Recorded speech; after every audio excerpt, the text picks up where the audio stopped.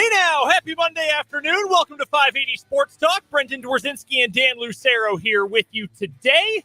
Hope you had a nice, long, fun weekend. If you didn't get the time off this weekend, well, hope you got some time off today, or at least one way or the other. We appreciate you taking some time out of your busy day to hang out with us here on 580 Sports Talk. We do have a shortened show today. We're off at 5:30 because the Royals are still in the Eastern time zone. They start a series with the Cleveland Guardians coming up tonight. Pregame begins on the Royals radio network at 5:30. First pitch is set for 6:10 against the Cleveland Guardians. You'll be able to hear all that action right here on 580 WIBW coming up tonight. But we've got a lot to get to here in the next 2.5 hours. A lot on the Chiefs front. The first weekend of veterans in attendance at Chiefs training camp. Still no sign of Chris Jones, and now we have word from Adam Schefter, which in my belief is also known as word from Chris Jones's agency. The way it was phrased, we'll tell you why coming up here in a minute. Also, some positive notes about some guys returning to training camp. Is the Justin Ross hype train getting back on the tracks? We'll talk about that. Some other players who made some good first impressions as well. We'll get to some news on Kadarius Toney later in the show today. Andy Reid is going to have some news on him and further updates on him tomorrow. But Travis Kelce today seemed to tip off what the immediate future looks like for KT, as he called him. And frankly, it doesn't sound all that good. KT and TK, how about that? So we will get to that coming up in the 4 o'clock hour and just how reliable Kadarius Toney actually is if he's your number one target. Plus, we'll also talk to Matt Verderame today from Sports Illustrated for our weekly NFL chat. That's coming up at the bottom of this hour. Some other news from around the NFL. The running backs who are not happy. They had a Zoom summit this weekend. Really, all the starting running backs around the league had a Zoom call together to air their grievances, which doesn't do as much when you're airing those grievances to all the people who have the same grievances. You're already in a union. Yeah. So I'm not sure what this was going to accomplish, but I do think some interesting stuff came from that. So we'll touch on that coming up in the 4 o'clock hour today. We've got our 580 Sports Talk headlines. What is wrong with you? We'll play good, bad, and ugly to recap the weekend later on this hour. It's all coming up here on 580 Sports Talk. And as always, we welcome your texts and your comments on our YouTube feed. The text line number, 785-272-9429. And our YouTube channel is called Sports on 580 WIBW. You should go to youtube.com, search Sports on 580. We will be the first results there. It was indeed the first weekend for veterans at Chiefs training camp. No Chris Jones. And that is the number one story coming out of camp. I certainly expected this deal would be done by now. We asked Matt Derrick on Friday, what's the holdup? Where's the deal? Matt also said, hey, I thought it'd be done too. We will ask our other Matt, Verderame, at the bottom of this hour, what he thinks about the contract not getting done yet. Adam Schefter tweets out this weekend that Chris Jones is not reporting to camp Friday night with the rest of his teammates, and that the two sides right now are far apart.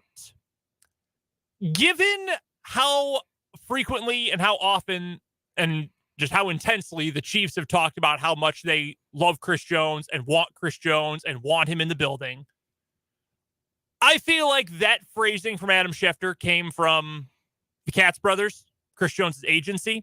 That feels like trying to get the word out there that the Chiefs aren't meeting our demands and that we're willing to be there, but the Chiefs aren't close to approaching us. I don't feel like the Chiefs messaging would kind of follow that same trend because, again, they've talked constantly about how they want Chris Jones there, players, coaches, management. And not just that.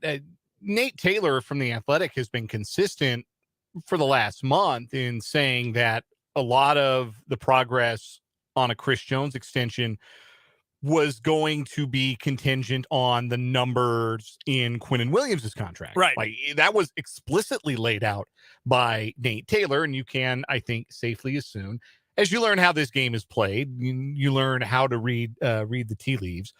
You can assume that Nate Taylor's sources are in the organization and that he is reporting what he is hearing from the organization. I'm sure that organizationally, the thought was, okay, we're not going to exceed Aaron Donald's, what's he at? 30.3 million? Was it 3 years, 91 million? on the Yes, average annual value. You are correct. So, yeah, just a shade over $30 million a year for Aaron Donald. I mean, NBA money is pretty crazy. Yeah, wrong former champion. 31.7. 31.7. Okay, so there's the number. $31.7 million a year for Aaron Donald. The Chiefs thought, okay, we're not going to have to go to that number. But Quinnen Williams is going to set the market, and then we're going to pay Chris Jones something in between. We're going to find a happy medium between that 31.7 and whatever it is that Quinnen Williams ends up getting, which was 4 years, $96 million. That's much easier math. That's $24 million a year. So that was the Chiefs' assumption, I think, all along. And I think that they feel as though they have a good relationship with the player. It sounded like an open dialogue between both sides. And for the wording in Schefter's tweet over the weekend to be far apart, definitely came from the representation for Chris Jones. And Nate Taylor reported today, the number is 30. That is what Chris Jones wants. He wants $30 million a year. That is not quite Aaron Donald money, but it is also substantially more per year than what Quinnen Williams is making. And so what you're seeing is the start of negotiation in the press, essentially, because the Chiefs have been able to control the narrative or have set the narrative that, well, Chris Jones, we're going to take care of him. We're going to see what the market value is on Chris Jones, and then we're going to take good care of him, and he's going to be a Chief for a long time. And now it's Chris Jones and his people, because he's not in camp. He's not going to be the bad guy. He's going to say, hey, look, they're not giving me what I'm looking for here. Mm-hmm. So I don't think it's a coincidence that the number leaked today, that Nate Taylor had that information, that he put that out there, that, well, he wants $30 million a year.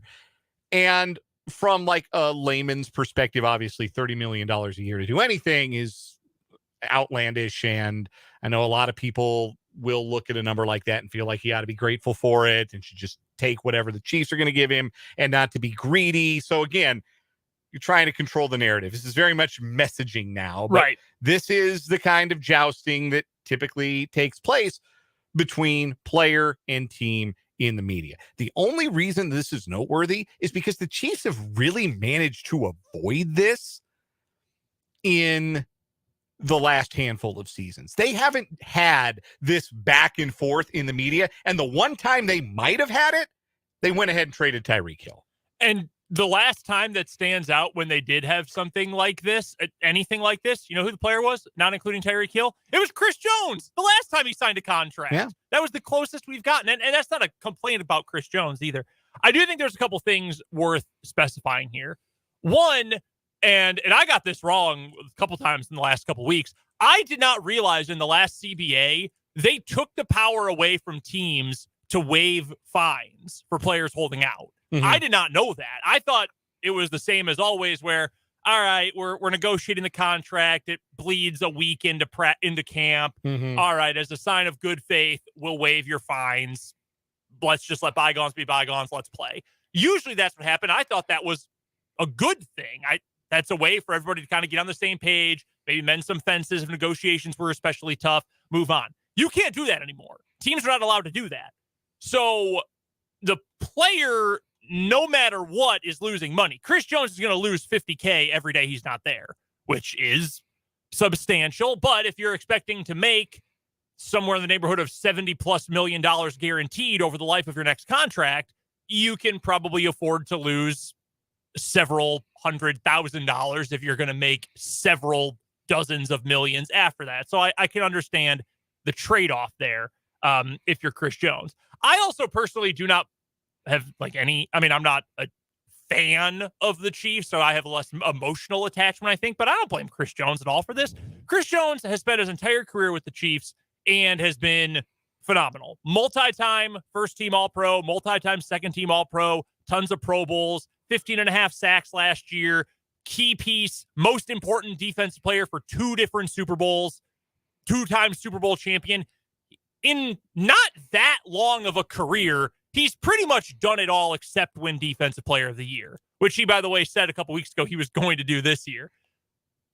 go get your money. Like this, Mm-hmm. turning 29, this is the last chance Chris Jones is going to get for the big payday. It's just one more big score. Because he'll get, after this next deal expires, he'll get, maybe a couple shorter term deals, those 2-year deals that are for sure one, then an option, or maybe a 3-year deal where it's a 2+1 kind of thing. There will be a couple of those, but this is the last big one. And for a guy who's been around, has been a part of this core, who has done everything you could possibly ask of a mid-second round pick, I don't blame him at all. Get your money. You only get so many chances to get paid. And the third thing here, and I feel like we should specify this every time we talk about a big contract negotiation. Personally, I don't believe when we talk about these, or if you as a fan are looking at these negotiations, or you're looking at it through the player's perspective, I don't think it is, frankly, fair to look at it as, oh, so he's only going to get 24 instead of 26 million guaranteed. Oh, boo-hoo. Like, I wish I had 10% of that. Like, duh. That's very obvious. But we're not talking about really the real world here. Like, no, we're not. Athlete sports world is not the same as radio host world or accountant or engineer. Like, they're just different existences. We just had the headline, I think, on Friday. The NFL's TV contracts and revenue sharing went from merchandise and things like that, distributed $12 billion to each NFL team last year. Most industries and businesses and companies the world over do not have that kind of money for the entire thing, let alone for 32 segments of the overall whole.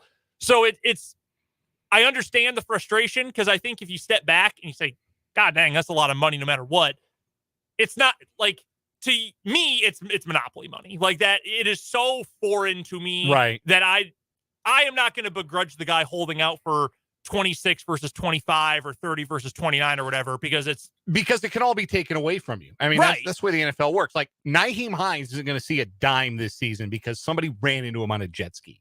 Yeah. Like, those are the margins at which your career can sometimes rest on and go one way or the wrong way. And so you have to cash out when you have the opportunity to cash out. And I don't blame Chris Jones for saying, hey, look, right, I know you don't want to pay me more than Aaron Donald, but I'm a hell of a lot better than Quinnen Williams. And you know what? He's got a right to say he's a hell of a lot better than Quinnen Williams. Quinnen Williams is real good, but Chris Jones isn't the most important chief. We all know who that is. Mm-hmm. And he may not be the second most important either, because Travis Kelce's unbelievable. And he's going into the Hall of Fame on the first ballot someday, I believe. Mm-hmm. But there is not a more important Chiefs defensive player than Chris Jones, and there isn't a close second either. I mean, you say what you want about, Nick Bolton or L'Jarius Sneed or Trent McDuffie, good players, important cogs, but there is nobody close to as important to the Chiefs on defense as Chris Jones. And by proxy, there are very few others who can come as close to being the difference between a championship team and a contender, just another contender, than Chris Jones. Keep in mind, last season, how many times was it the case that when the Chiefs needed a big defensive play, whether they were trying to wrap up a game where they had taken the lead, or whether they were trying to get off the field, get a big third down stop, get off the field, give Mahomes and company another chance, it was Chris Jones almost literally every single time. He is that important to this team. And look, the Chiefs aren't dumb. They know this.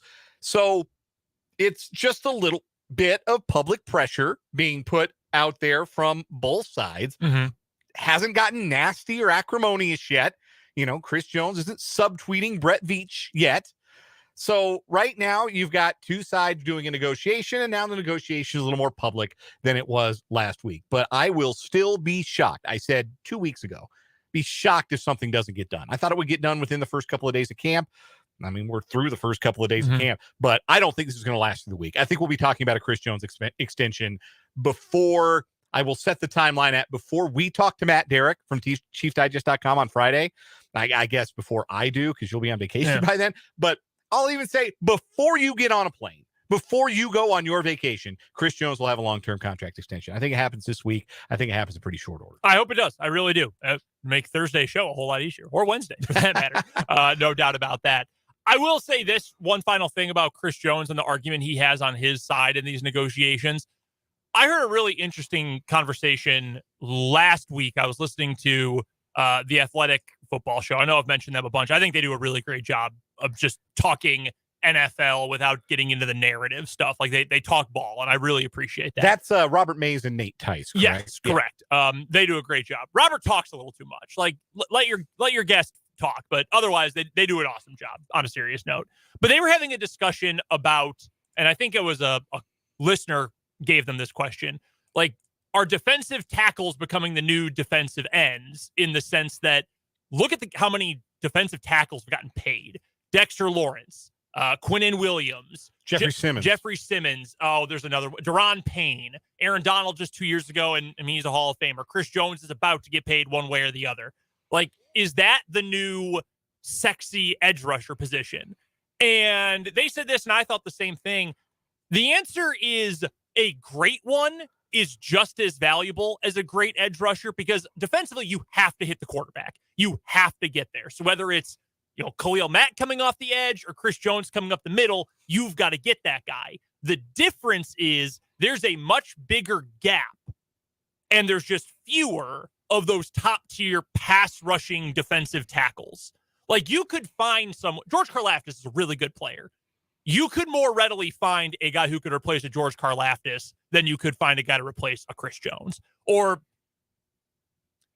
for maybe an even better example, you could find someone to replicate, this is a different team, but Joey Bosa for the Chargers more readily than you could find a guy to replace Chris Jones for the Chiefs. Bosa, awesome player, all pro caliber player. There's more edge rushers, though. There just are more. Right. You almost kind of run into the running back thing where there's a lot of good ones, and maybe we pay a guy who's a B to B plus pass rusher, but he costs 40% as much as opposed to paying the A plus guy. Whereas defensive tackle, those guys we listed, well, that's kind of the group. Like, they all came up at the same time, but like Derek Nottie is not commanding that kind of money, right? Roy Robertson-Harris is not commanding that kind of money. Well, because there's differences at the position, right? You've got your space eaters. You've got your guys who are out there to command double teams and free up linebackers to make plays against the run. You don't have as many of those guys as you used to, but those used to be in-demand players, guys who could play that role in a 3-4. Mm-hmm. Your Vince Wilforks, B.J. Raji's, the big guy from Pittsburgh, Hayward. Like, I think that was his name, or am I thinking of? Are you thinking of Cam Hayward? Not Cameron. Yeah, Cameron Hayward, I think. With Pittsburgh? Yes. Yeah. Cameron Hayward. I got him confused with Cameron Jordan there for the Saints for a second. Very different players. But that used to be the position that was in demand. Now, with the 4-3 being a scheme that is a little bit more in vogue, and the necessity. It's not a luxury. It's a necessity. You have to get to the quarterback. And the shortest path between a defensive player and a quarterback, a straight line, you got a straight line from the interior. Tom Brady, famously, that was the one way you could rattle him, was get interior pressure. Mm-hmm. The greatest quarterback of all time, if he had a weakness, it was interior pressure up the middle. So that's not a luxury anymore. These are not luxury items. These are defensive building blocks.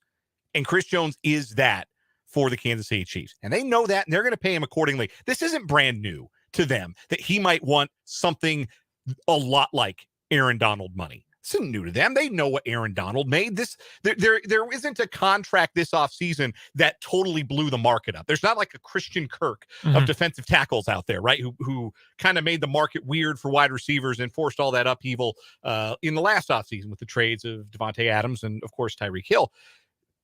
The Aaron Gordon, I got to stop. I had a lot of NBA finals on the brain. Yeah, Dan's got this sweet Nuggets championship plate on his car now, which looks awesome. So I imagine every time you walk out to go get lunch, you're thinking Nuggets now. Yes, 100%. Every single time. Aaron Donald, the contract already existed for Aaron Donald. So the market was, the high end of the market was already there. So the Chiefs, I'm sure, had an understanding that, well, if we want to make him the second highest paid defensive tackle, he might want a little closer to that $31.7 million than we might initially be comfortable with. We're going to have to toy with the numbers, and it's going to be a little bit of a give and take. Well, the give and take just happens to be happening in Nate Taylor stories and Adam Schefter tweets. But it's only rare for it to happen with the Chiefs because they have, we talked all off season that the Chiefs had done an outstanding job limiting the drama, being very boring to follow this offseason because there wasn't a lot going on. There wasn't a lot of roster churn. Mm-hmm. They brought almost everybody back. They had a pretty meat and potatoes kind of draft.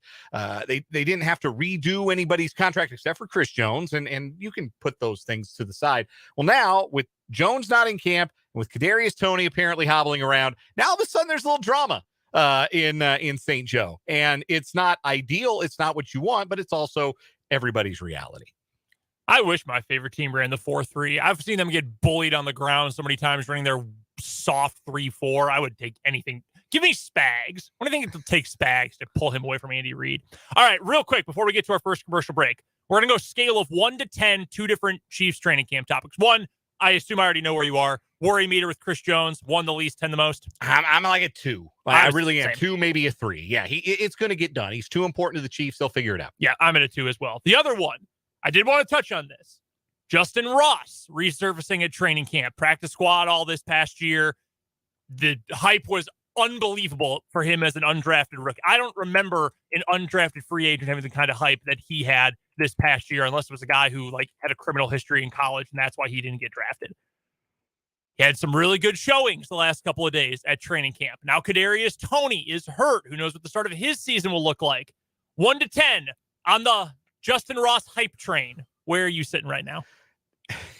He hasn't been a good football player since that national championship game, man. I know the physical tools are there, but the injuries, it's about a 3 or a 4. I want to believe because I saw that national championship game, and it was a wow game for a wide receiver, the likes of which you rarely see. But he hasn't been that guy since that night. It's not like, oh, he was even greater as a sophomore. No, he had the one game we all saw, and he has not been a great football player on the field on a down-to-down, consistently reliable basis since then.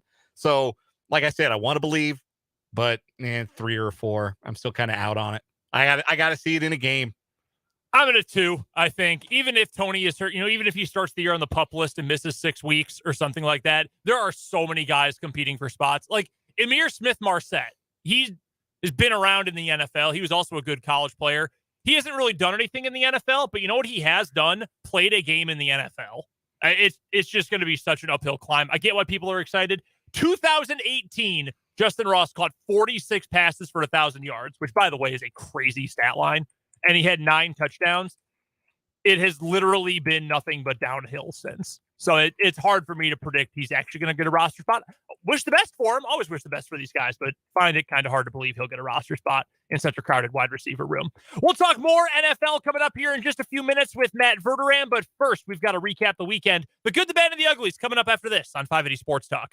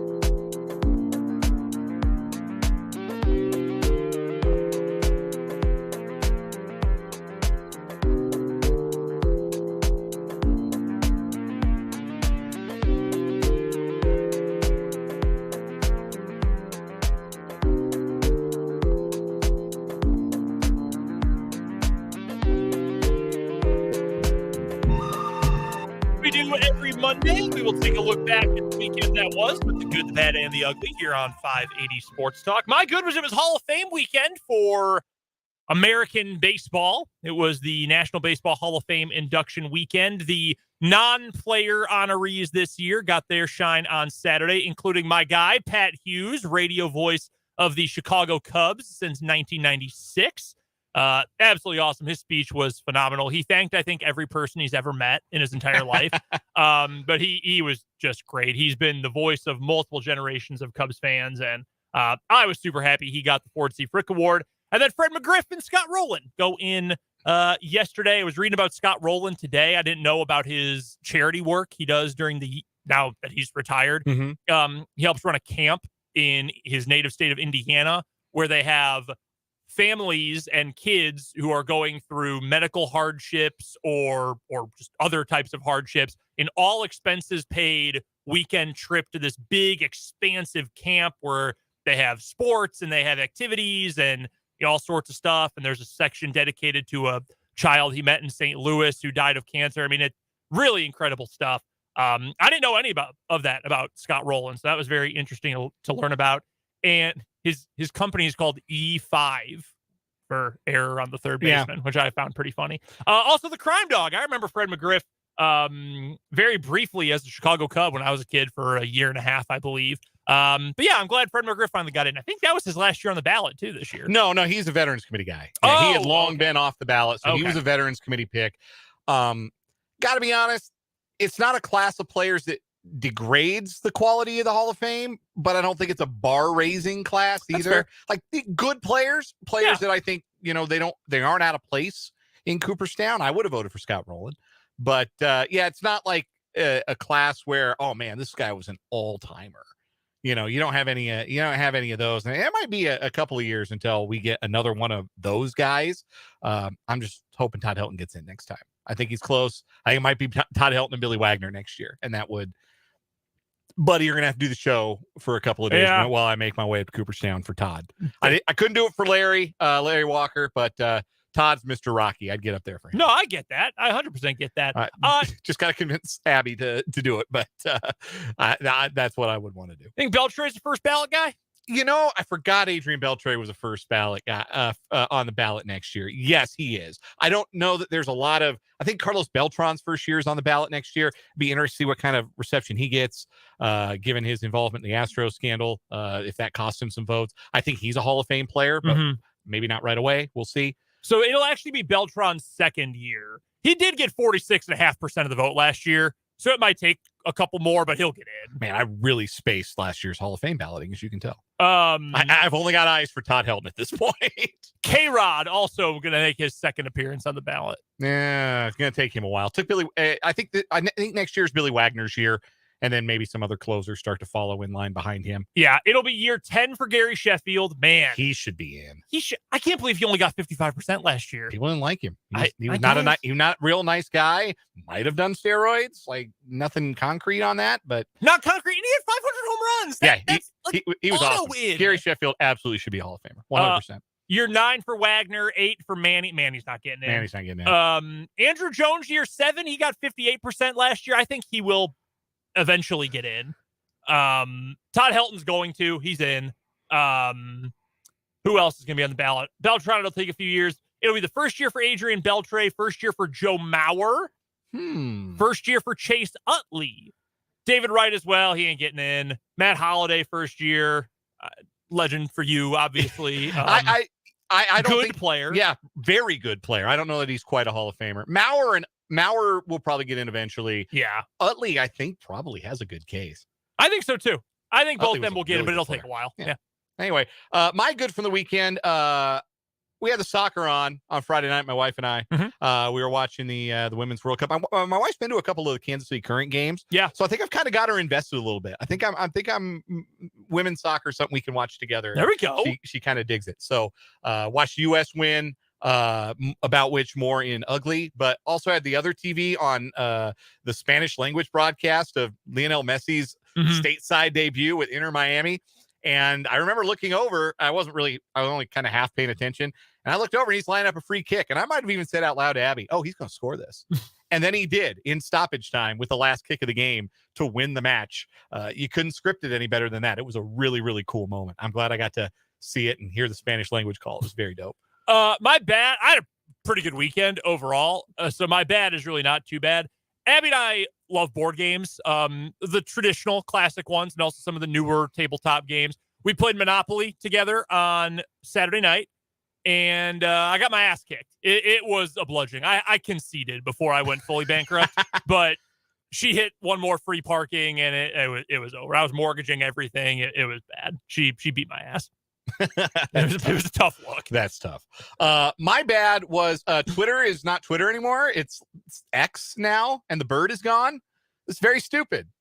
Nobody wants an everything app. I just want to post and read posts. I just want to post, and I want to like pictures of cats and fun memes to show Abby later. That's all I want from this website. I'm not giving Elon Musk my money. You know what is very funny about it, though? His whole thing, like, we're now X.com. It's not even X.com. X.com just redirects you to Twitter.com. Like, right? How do you make this much money not knowing anything about what you're supposedly a genius at? Well, it's because your dad owns an emerald mine, but that's a discussion for a different radio program. I didn't have it ugly. I had a great weekend. My ugly is I had a bet that with our pals at FanDuel that Alex Morgan would score a first half goal and the United States would lead Thailand by 2 or more goals at the half. And Alex Morgan had a penalty kick in the 43rd minute, and it was maybe the worst penalty kick of my entire life. Oh, dear. Excruciating way to lose money. I lost my bet on that game, too. So in good company with that one. Matt Verderame will hop on with us next. We'll talk all things NFL here on 580 Sports Talk. I'm Jim Chesko with you.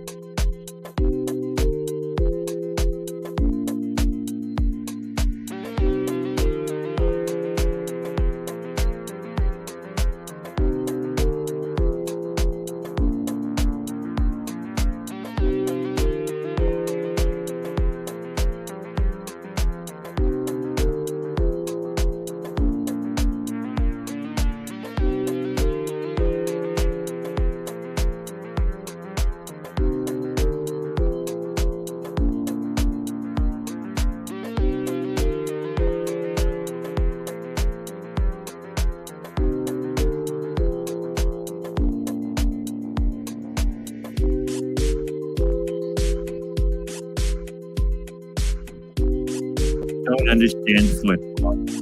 Matt. Pain heals. Chicks dig scars. Glory lasts forever. How could he not be romantic about football, man? Joining us on the Fleming Place Wine and Spirits hotline here on 580 Sports Talk is Matt Verderame, NFL staff writer for Sports Illustrated. You can find his work in the magazine and at SI.com. And you can follow him on Twitter or X or whatever the hell you want to call it. His handle is at Matt Verderame. Matt, how was the weekend? Good. How'd it go for you guys? It was good. It was very enjoyable. Just did our weekend recap a moment ago. Not a whole lot of bad to get to, so that was always pleasant. First thing I've got for you, veterans reported this weekend for the Kansas City Chiefs with one notable absence, the best player on that defense, Chris Jones. What's the holdup here? I thought we were going to get this deal done like seconds after Quinnen Williams' deal was done a couple weeks back. What's the holdup here?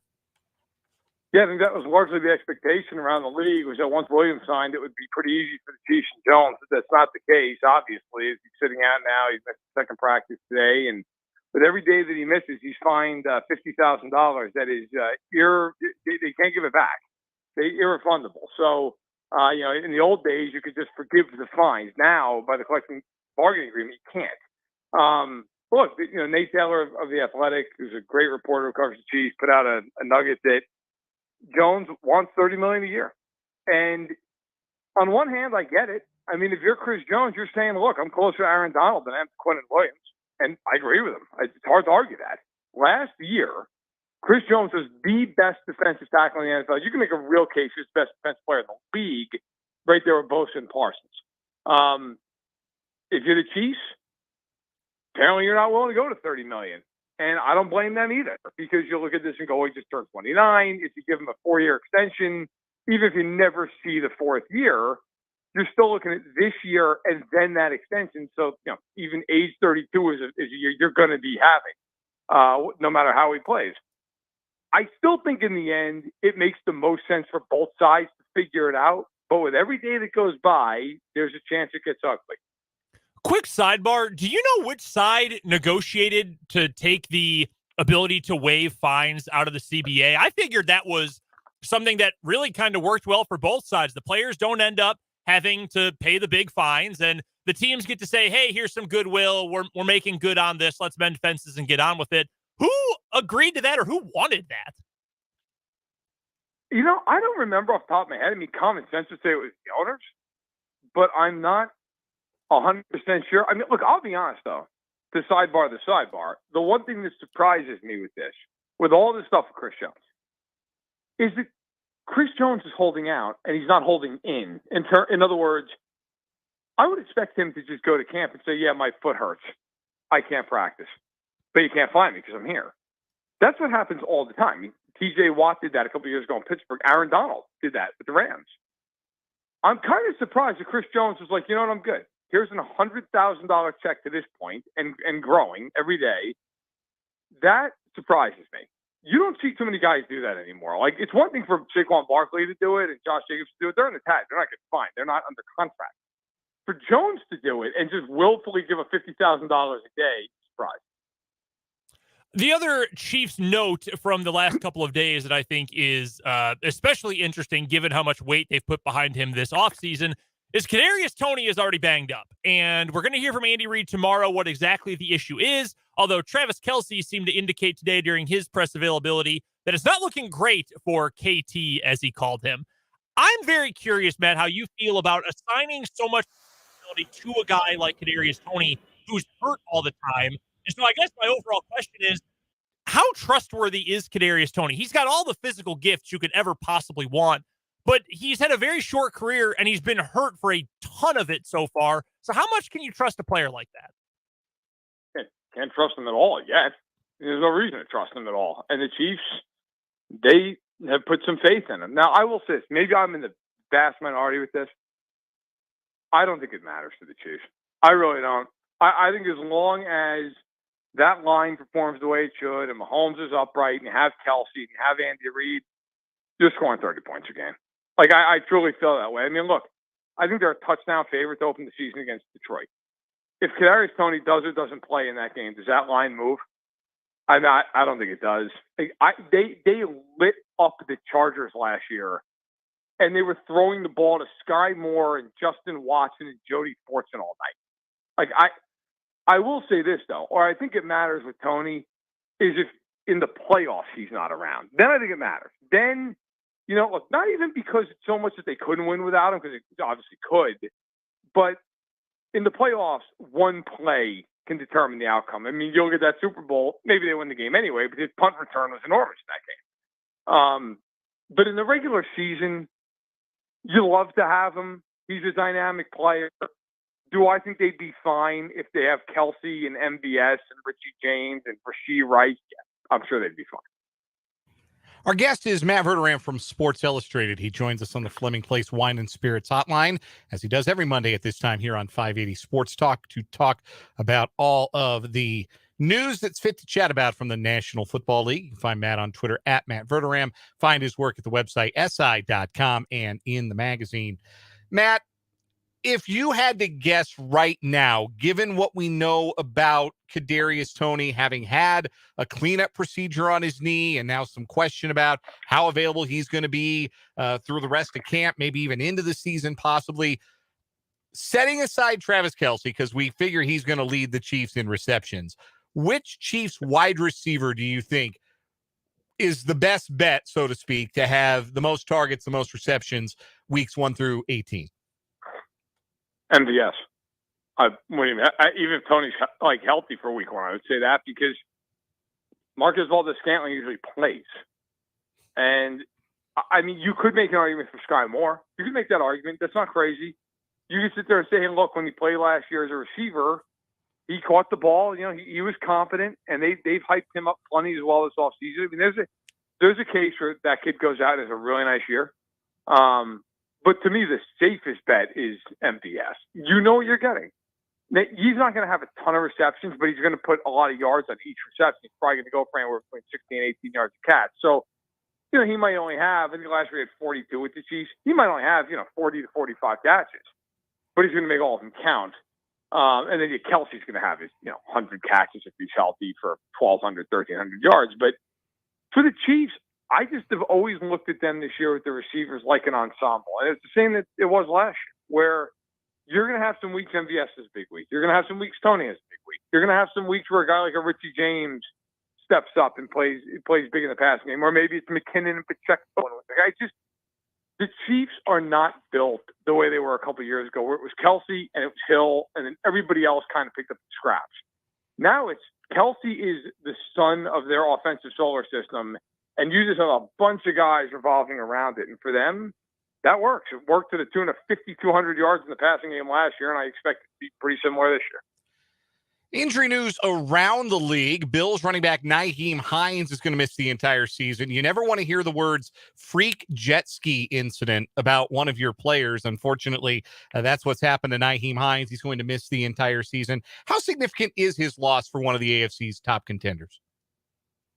It's significant in the sense he's a very good return man.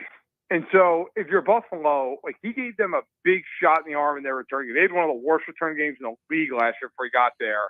And after he got there, they were in the top 8. So it matters in that regard. They'll be fine at running back. I mean, they've got Harris now, came over to New England. They've got Cook in his second year. They'll be okay there. But it hurts on teams. And one thing with Hines, and he really never got used a ton this way in Buffalo. It was much more when he was with Indianapolis. He can catch the ball out of the backfield. Now, again, the Bills don't always play like that anyway. I mean, the Bills are much more of a vertical passing team. So I think, if anything, it's a blow to special teams. It probably will hurt them in the rankings when you look at where teams start their drives. Probably going to make them go an extra, 5 to 7 yards or so on a drive. And, some games that'll matter, some games it won't. But, yeah, it's unfortunate. It's not fun to talk about holdouts and injuries. So I want to ask you about something fun off the board a little bit, Matt. How are you at the Immaculate Grid? I am fantastic at the Immaculate Grid. I am way too obsessed with it. But I play there's 3 of them, and 2 of them in the NFL, 1 of them's MLB. And yesterday I cleaned the board, so I felt pretty good about that. What is the one you're the proudest of? Your proudest obscure high rarity score pull on the Immaculate Grid? Yesterday, actually, in one of the NFL ones, it was 40 or 42 or something. Who was it? It was somebody who played for the Jaguars and the Giants. And it wasn't, I didn't put Evan Ingram. It was some obscene, guy who played, I think it was a 10, or no, it was the Giants and the Colts, and I got Akeem Nicks. So I felt pretty good about that. Akeem Nicks played 11 games for the Colts and barely did anything. So I was pretty happy with myself with that. We're talking to Matt Verderame from Sports Illustrated and Immaculate Grid Extraordinaire, joining us here on the Fleming Place Wine and Spirits Hotline on 580 Sports Talk. You can find Matt on Twitter at Matt Verderame, and you can, of course, find his work at si.com and in Sports Illustrated. One other contract thing I do want to get to, Matt, a couple of stud young quarterbacks Still waiting on new deals. That includes Justin Herbert. That includes Joe Burrow. Those deals are obviously going to get done. Hell, the Bengals sold the naming rights to Paul Brown Stadium probably to make sure they had cash on hand in order to pay Joe Burrow. Those deals are going to get done. If you had to handicap it, who gets their deal done first? It's a good question, and it's an odd question in a sense.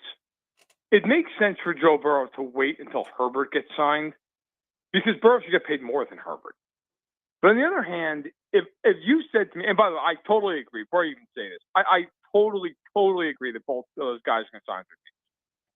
But if you said to me that one of those things is going to go haywire and get kind of weird, the Chargers would be the leader in the clubhouse by a mile. Because if you're the Bengals, like, you've got to pay him. I don't care if he walks in there and says, I want $700 million, right? Like, fine, you sell the naming rights to your house. Deal. Pay him. I can see a scenario where the Chargers don't pay Herbert this offseason, and then they go like 7-10 this upcoming year, and you get one of these weird, like, well, should they pay him all that money? Because, they've never won a playoff game with him. I don't think that's going to happen. I think that both guys are going to get paid well into the 50s. In fact, I've asked about a half dozen agents, if you rep them, what would you be demanding? And they've all said almost to a T, $60 million a year. So I think they're going to come in at record-breaking numbers, and I think Burrow deserves to be paid more, and I think probably will. So my guess is, with all that being said, I think the Bengals, despite their propensity to be cheap at times, are the more stable franchise at the moment. So I think he'll get paid first, but I think it really just comes down to which franchise decides to pony up and just swallow the lump that is going to be a very, very large chunk of change going into escrow. All right, final question I've got for you, Matt, sort of in this similar vein, or at least tangentially related, and I regret waiting to ask this one till the very end. You obviously have a very intimate knowledge about the goings-on all around the entire NFL, but I know you're also a big baseball, basketball, hockey fan as well. I mean, you live for sports. I know that. We make fun of the Browns or the Raiders or many times the Chargers or the Jets. A bunch of NFL teams we make fun of because they're poorly run and have pretty much been poorly run like forever. Which league do you think has the highest percentage of teams that are just comically badly run? Like, when you said the Chargers would likely mess it up, I'm like, no, yeah, like, I get it. It's the Chargers. That's kind of what they do. Which league do you think has the highest percentage of those teams? Oh, the NBA. It's got to be. The NBA is just a crap show with like 40% of the franchises. What other sport does some guy just have a bad day at practice and go, you know what, I want out, and I want to go here? And everybody in the league is like, well, that's it then. That's where we're going to send him. Can you imagine if Josh Allen told Brandon Beane, hey, I want to be traded? They'd be like, yeah, that's nice. See you at practice tomorrow. Right? Like, there's no world where that would ever happen. Then you get, and beyond that, too, the NBA just has these weird, like, these crazy signings at the start of free agency where some guy gets like $40 million. Like, look, Fred VanVleet, who's actually from the town that I live in Rockford, who's like a good player, $43 million a year. Like, in what world is that? That's like if the Chiefs paid, I don't know, L'Jarius Sneed $30 million a season. Good player. Probably not worth that much. So, yeah, I think the NBA's got to be the leader in that clubhouse. Yeah, I think that's probably fair for sure. If you want to check out more of Matt Verderame's work, head on over to SI.com or pick up a copy of Sports Illustrated to find his work covering the NFL. You can also go follow him on Twitter or X or whatever it's going to be called tomorrow, where his handle is @Matt Verderame. Matt, we appreciate the time as always, my friend. We'll talk to you next week. Sounds good. Take care. That is Matt Verderame from Sports Illustrated. I was going to say either the NBA or MLB, but I think baseball is different because I don't know how many are badly owned or managed and how many are just cheap as hell. Yeah, and sometimes you do have, like, the salary cap is an obstacle that you don't have in baseball. But the salary cap should make it easier to compete, and then teams just don't. Like, you're the Pistons. Like, you're never good. You would think anyway. The Magic. Let's take a quick timeout. 4 o'clock hour of 580 Sports Talk is coming up after this. When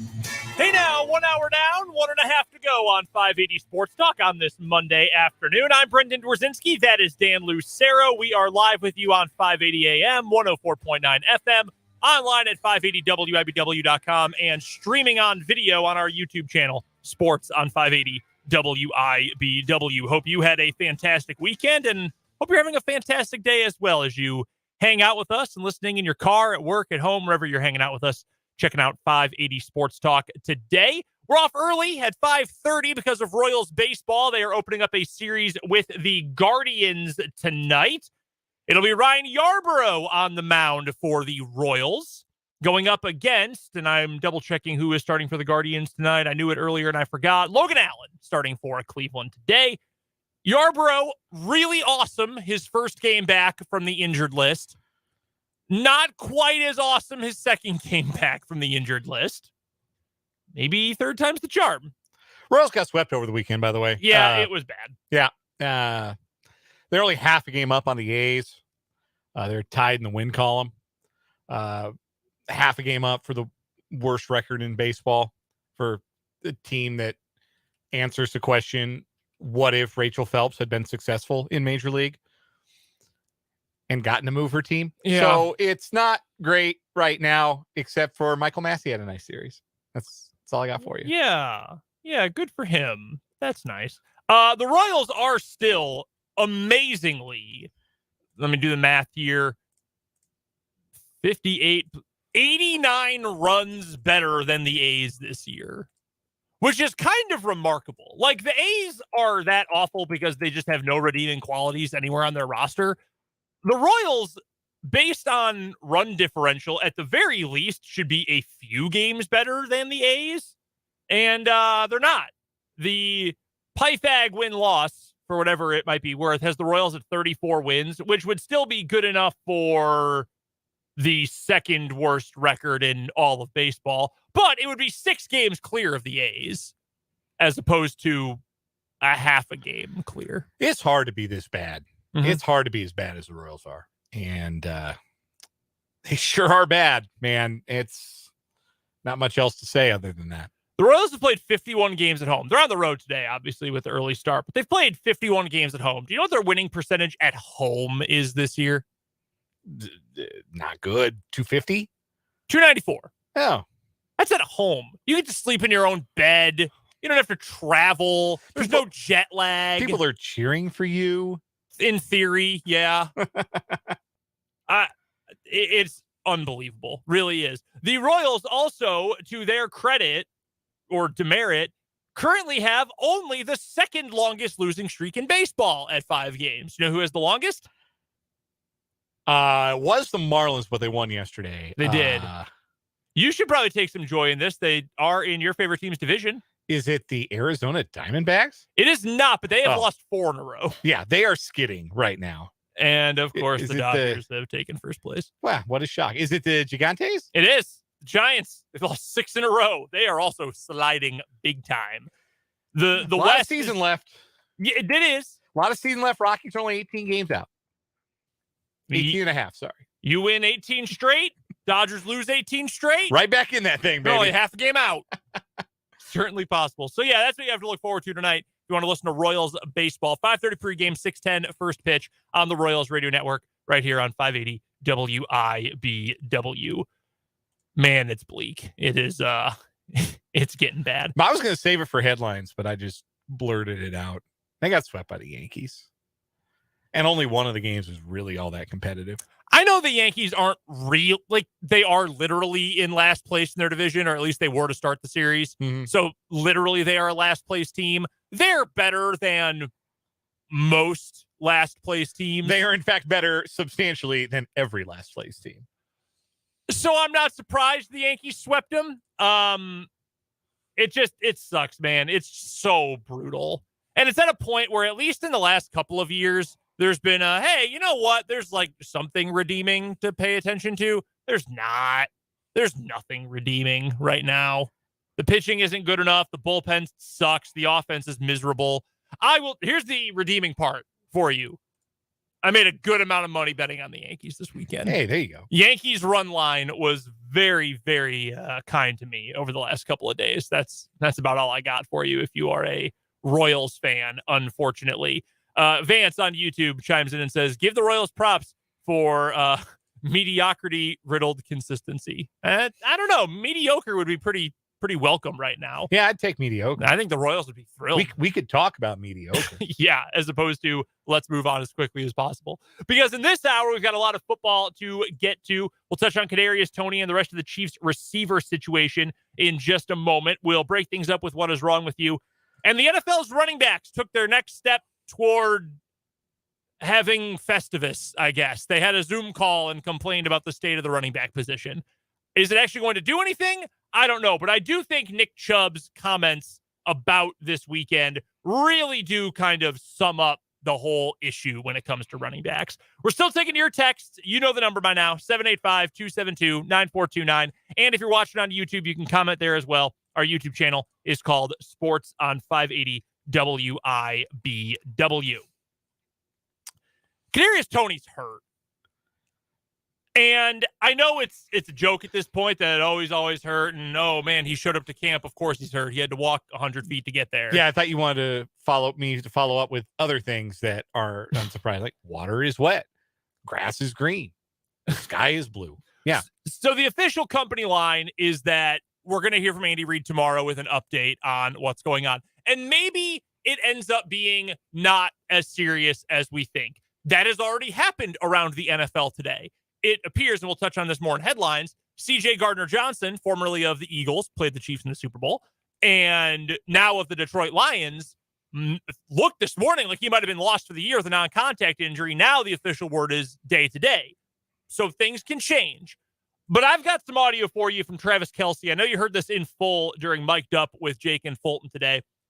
But this is what Travis Kelce had to say about Kadarius Toney's injury and the prognosis for that. So take a listen to Kelce here. I mean, just electric, man. He's just a high-energy guy. When he gets the ball, he's flying around. He's a hard worker. We're going to miss KT's just, his ability to make a play out of nowhere and just, kind of gain that momentum. He was that piece for us in the Super Bowl. He was that piece for us throughout the season last year. And, just getting that thing right. We got all the confidence in the world in our training staff here to get him ready either by season or early on in the season. Got our fingers crossed that we get him back as soon as possible. And it's just, letting him heal up and we'll take care of the load until he gets back. But KT ain't going anywhere, man. We missed that guy already. Okay, so positive note, seems very popular. Sounds like the rest of the guys love Kadarius Toney. I wonder if they support his music career. That'd be very nice of them if they do. I bet you Mahomes listens to it. You think Mahomes has maybe popped the demo in? I bet you he and Kelce, like on their way to events, I bet you they play it. Maybe it's not in the regular rotation. Have you listened to I wasn't all that aware of Kadarius Toney's music career. No, I just saw his most recent album cover and thought, all right, I don't think this is for me. And just moved on with it. I have never myself taken a listen to it. Yeah, Young Joka. Yes, that's his rap name. Yeah, Young Joka. Yeah, I don't know. We are not going to play the music on the air. We haven't had a chance to screen it. We don't want to get in trouble. Yeah, his album cover is currently his pinned tweet on Twitter. It's got a parental advisory label on it. So, yeah, we definitely can't play this on the air. He's also sagging his pants like below his. Okay, you know what? It's not worth it. They played his music at Giants camp last year. Oh, so maybe that's why all of his teammates turned on him. So many fans were like, "No, we hate this guy now." Brian Daboll played his music, and it made Kadarius Toney very excited. There's a lot well, here. Good for Brian Daboll. That was a very nice move by the head coach. Super nice. All right, so there's your positive with this. The negative is we're hoping to get him back by the start of the season or early in the season. Fingers crossed. That is worrisome, and more than the fact that he might just miss a couple of games, because the Chiefs open the season with the Lions. Week 2, they play the Jags. Week 3, they play the Bears. Can they get by for a couple of weeks without Kadarius Toney? Yeah, they can. You'll see more Rashee Rice probably earlier on than maybe we expected, but Sky Moore, MVS, the tight ends, they'll pick up the slack. Pacheco will be healthy by then. Awesome. They'll be fine for a couple of weeks. But here's where my greatest concern comes into play, Dan. We're entering year 3 of Kadarius Toney, and he has been hurt every single season, generally for a prolonged period of time. He hasn't missed 12 games in a row or anything, but year 1, he played all of 10 games. Last season, between 2 teams, he played all of 9 games, and all of it was because of injury. Bill Barnwell pointed out on Twitter earlier today that Kadarius Toney has only once in 2 seasons played 70% or more than 70% of the offensive snaps. And 70% seems obviously like a good chunk, and you might be wondering, well, how many snaps does a typical number 1 wide receiver play? Mm-hmm.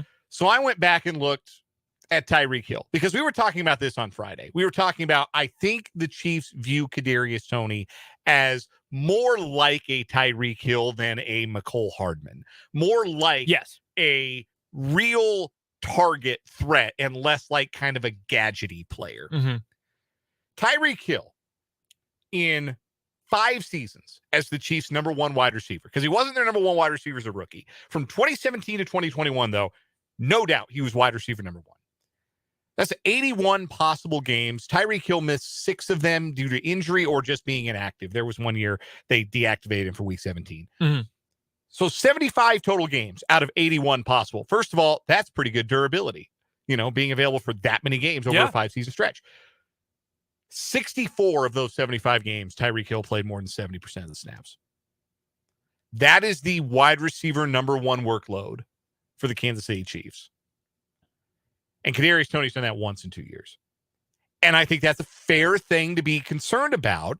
Like we talked about a little bit on Friday on this show, that if the Chiefs view Kadarius Toney as wide receiver 1, if they think he's that guy, and all indications are that they think he can be, well, the one ability that he has not shown that every wide receiver number 1 has to have is availability. And so I do think it's a concern. And I do think that it is problematic. Adam Schefter reported earlier today that Toney had a cleanup procedure done on his knee. Fairly routine, but it's still knee surgery. Yeah. Like, it's still a surgery on the knee of a wide receiver. And Schefter's reporting was that the anticipation is that Toney will be ready to go for week 1. That's Schefter's reporting, is that the belief is that when week 1, Thursday night against the Lions, rolls around, Kadarius Toney is going to play in that game. Kadarius Toney, who is very online, even though I can't find his there it is. Here's his Twitter profile. Oh God, is it stupid X on the website now? Yeah, it is. God, what stupidest thing I've ever seen. Anyway, Kadarius Toney tweeted not long after Adam Schefter tweeted. Report slightly wrong, but I'll definitely be back soon. Red heart, yellow heart. Love you. # Chiefs Kingdom. So what is slightly wrong about the report, I guess, is my question. That doesn't sound good to me. Like, I feel as though, and maybe I'm wrong, I don't know Kadarius Toney. Maybe he approaches his conversations and tweets differently than I would. If it was better than that, though, I feel like you would say, won't be that bad, or are you sure about that, or something else like that. News to me, like something that might be snarky, but is clear that no, it's not going to be that bad. Saying the report is just slightly wrong, but I will be back. That has me a little bit more worried. I don't like that. No, It doesn't fill me with optimism. So I asked Matt Verderame when he joined us last hour, how much can you trust a wide receiver one who can't stay on the field? Because the question about Kadarius Toney, I don't think at this point is about his ability as an athlete or as a football player. He's got speed. He's got size. I don't know that we know what he can be at his best as a football player because he has been injured so much and been off the field, but obviously the potential is there. Look at the Super Bowl. He came up with two of the biggest plays in the Super Bowl. He had the touchdown. He had the punt return, the longest punt return in Super Bowl history. He is a dude. He is a weapon. But he can't be on the field. He's played 19 games out of a possible 34 in his career, and it sounds like there's a very realistic chance he misses some time to start this season as well. Is that the big reason why you can't trust him to be your wide receiver one, so to speak? And I know it's different with the Chiefs, with the personnel they have. I understand that. But in layman's terms, they want him to be the number one designated wide receiver option. But can you entrust that kind of workload and that kind of expectation and, frankly, responsibility to a guy who's just not on the field more than barely 50% of the time? I don't know that you can. And I think that complicates things for the Chiefs only in the sense that they've got a lot of pieces they like, and I know they can win with that. But if you say, hey, we've got these huge expectations for this guy, they may have to temper that or adjust those if they're not going to have him at his full capabilities or fully available. You want him for the big games. You want him for the money games. Right. Because he is a game. I mean, we saw that in the Super Bowl, right? Like that punt return was one of, if not the most significant plays in the entire game. Mm-hmm. So you want him for those games. A lot more important for him to be available in December and January and February than it is for him to be available in September against the Lions team. Like Matt Verderame pointed out, like whether Toney plays or not, that wouldn't move the Vegas line in that game. And it just doesn't. But it also does make you look at how much wide receiver depth the Chiefs have tried to stockpile in their organization. We talked about it. They got a bunch of guys that have all ranged from like being good college players or guys they've kept around in the practice squad for a long time. Your Cornell Powells, Amir Smith-Marsette's, guys like that. You know, all of a sudden, those guys maybe feel like there might be a job to be had for week one. Justin Ross is in the same boat as that. There might be a job to be had in week one and beyond if Kadarius Toney can't get out there. So, yeah, it is concerning. It's also a little concerning, frankly, that it happened while practicing punt returns. Why does he need to practice punt returns? If he's your wide receiver one, why is he practicing that? I mean, he spent all last year developing Sky Moore to do this, and maybe he's too important to your passing game to do it anymore. And obviously there's some upside in that role with Toney. Again, witness the Super Bowl. But does he need to be practicing that on day one of camp? I would think the answer is no. Like, I know you want to have versatility, and I know he's good at it. That is all meaningful and important. Yes. Here's a question. Which of these texts from the text line is meaner? From the 785, this is Sammy Watkins 2.0. Or from the 316, Kadarius Mondesi. Sad face. That's emoji. meaner. That is much meaner. That is much meaner. That is much, much meaner. See, I can tell that's correct because I'm still laughing at that one. I don't know. I think this is different from Watkins, but I think that's because they're asking him to be different than Watkins. Sammy was always number 2. And really, he was always number 3 when you factor Kelsey in. But even among the wide receivers, Watkins was always the number 2 option. So it was a little bit different managing the expectations or the workload with him because there was always Tyreek Hill and Kelsey in front of him too. With Toney, if you're saying you want him to be the guy who can shoulder the load entirely, you know, as the most important wide receiver you have, I feel like it's different if that guy can't get out there. Really quick, because I'm fixated on this, to the point about returning kicks. Like, is there no one else on the roster who's a receiver, a running back, or a defensive back who can handle it? Like, isn't that why you signed Deneric Prince? I know they would like to have him running the ball, but hey, he's going to get 5 offensive snaps a game. It sounds like he's going to be a kick return guy. He's got a decent lead on that gig. So can he not return punts too? I know they're slightly different skills, but I don't know. Sky Moore not going to do it? I'm sure there are a lot of Chiefs fans that would say, yeah, exactly. We don't want Sky Moore doing it anymore. Could hang on to the ball. Honestly, I'm telling every single one of the guys that's currently signed as a wide receiver who is not nailed on. So I've got... Am I hallucinating, or did Rich James return punts? I think he has done it. I believe... That might have been the thing that got him cut. He has a few...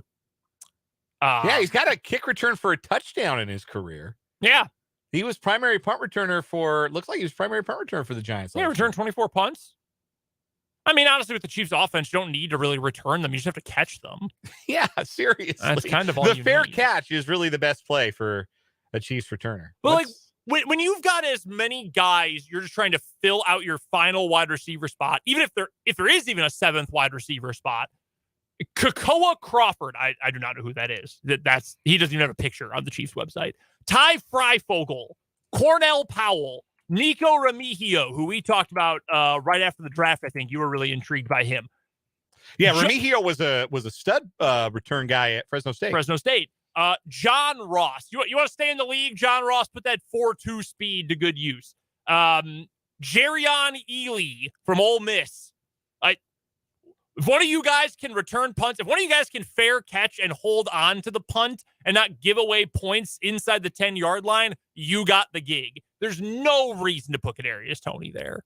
And I get the hidden yards and, well, it's valuable to have a good return game. I understand those things, but you've got Patrick Mahomes and you've got the best offense in the league. You can live without that. I'm certain that you can. I also will say this about Toney, and I know it's not apples to apples, or at least green apples to green apples. There are some examples of guys who have been injured, and usually it's the other way, that guys are healthy and then over time they break down and then they just can't stay healthy. But there have been examples in the NFL of guys who've been banged up a lot early and then have come back and been durable. The guy I think of, and I know it's a different position, Matthew Stafford. The knock on him his first 2 years was always made of glass. Mm-hmm. He's not a good athlete, and he's hurt all the time. He played 13 of the first 32 games of his career. After that, he went from 2011 through 2018. He played every single game.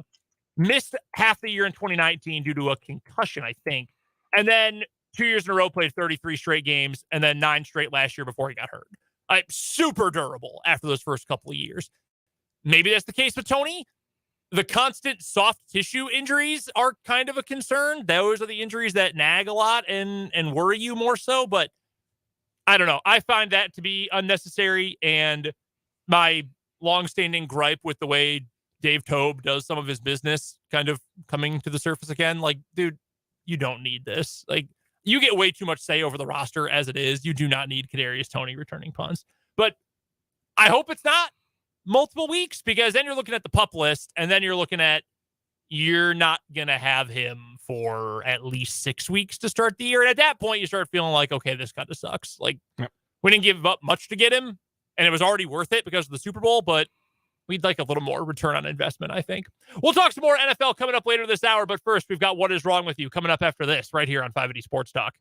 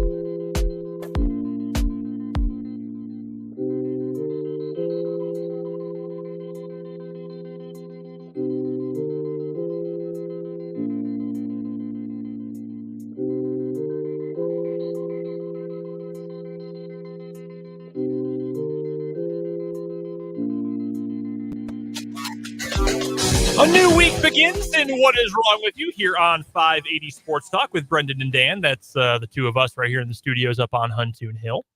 We're getting down near the end of the month. We'll have our semifinals for the month coming up on Friday and the championship 1 week from today on Monday. Dan and Kyle will have to handle that. I will be out for vacation starting on Friday, so the guys will have your championship and semifinal matchups coming up in a few days. But we do have two new stories. Before we get to those, I do want to remind you that Top City Metal Supply sponsors our What Is Wrong With You on 580 Sports Talk, and they cut the metal you need to your specifications, which saves time, money, and material. Never settle when it comes to metal at Top City Metal Supply, which you can find on South Topeka Boulevard, halfway between Frito-Lay and Forbes Field. Dan, why don't you go first with your story today? We're going to Oklahoma, and we are meeting Judge Tracy Soderstrom, a Lincoln County District Judge, who is under investigation after security footage showed her scrolling through her phone throughout a 7-day trial. What was the trial for, you might ask? How about murder? She's a newly elected state judge, Soderstrom. She was elected in November and oversaw a brutal murder trial that began last month. That's the words of the story, not for me, but we'll skip the gory details quite literally. Anyhow, this was Soderstrom's first case on the bench, and she began the trial by instructing the jury members to turn off all electronic devices, which is a common courtroom protocol, so they could concentrate on the evidence without interruption. Apparently, that wasn't a rule that applied to the judge, who proceeded to check her phone. Footage from a ceiling security camera pointed above the judge's bench showed Soderstrom repeatedly checking her device. According to the Oklahoman, the judge used her phone throughout jury selection, opening statements, and witness testimony, even at one point checking herself. The footage also shows Soderstrom checking Facebook and once searching and sending a GIF. Throughout the trial, the judge held her phone in her lap or sometimes set it down in a drawer at her desk, which can be seen in the security footage. District Attorney Adam Panter, who reviewed the footage after receiving a tip from a courthouse employee, told the Oklahoman that the judge spent hours of the trial on her cell phone, texting and scrolling through social media. It is both shocking and disappointing. Had to get those posts off. Told the newspaper. The Oklahoma Council on Judicial Complaints is investigating Soderstrom's conduct. According to the Oklahoman, Soderstrom moved the position of the ceiling security camera on Monday. Panter told the newspaper he was concerned the judge did that instead of trying to address her own behavior. They did get a conviction in the aforementioned murder trial. Second-degree manslaughter was the conviction. Prosecutors were seeking first-degree murder charges. But, yeah, she was looking at her phone the whole entire time. Not to distract from the What Is Wrong With You here, or obviously the severity of the crime. If I was the prosecuted party here, I would absolutely try to push for like a mistrial or something. Like, yo, this judge doesn't even care. Why are you putting me on the stand? Not again that I'm in favor of what this guy did, but still, like, no, this is terrible.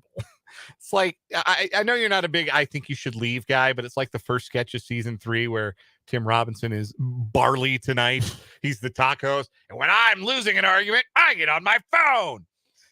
He just slumps in his chair looking at his phone. I have no problem being on my phone at all times. That's this lady. That's this judge. She just has to be on her phone. She's has to post. Addicted to the posting game. Like, why are you wasting your time on Facebook? Like, if you're going to find a social media, I mean, you might as well be browsing, like, let's look at the comments on some celebrity's Instagram. Like, let's really get into the weird stuff. Like, inches away from you, this woman is telling her victim testimony of how a loved one was murdered. And at the same time, you're looking for, like, you're searching for a good LOL gif, like an appropriate puppy gif to send to a friend. Like, just bad at your job. Got to find the Bill Hader eating popcorn gif. Like, gotta find it. What is your all-time, like, I'm a big gif guy, which probably is showing my age a little bit. I think that makes me seem older, is that I do gif responses all the time. And I know the younger crowd doesn't always do that, but what is your go-to gif response gif that maybe you've used the most? So I almost never use them in texts. a rare occasion. I can tell you that on Twitter, my most used one is of Benny the Bull, the Bulls mascot, sitting in a hot tub, because I usually tweet that after they win. Oh, sure. So that's the most recent one. I respect that.